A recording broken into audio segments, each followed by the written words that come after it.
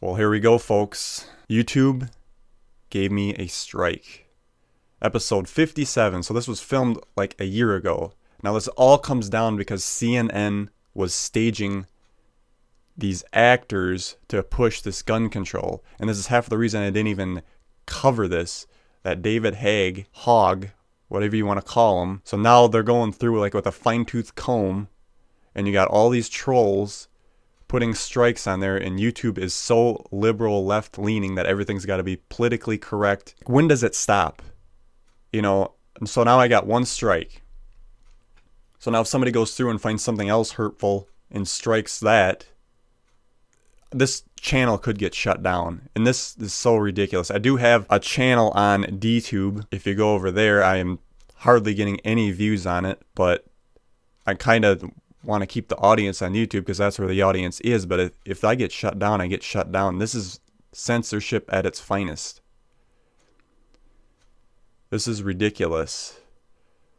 As you may know, our community guidelines describe which content we allow and don't allow on YouTube. Your video Talk is Cheap Crisis Actors was flagged for review. Upon review, we've determined that it violates our guidelines. Oh, your guidelines where you can't have free speech. Okay. What is up with that? But CNN can be on there lying about everything and get away with it. We've removed it from YouTube and assigned a community strike or temporary penalty to your account.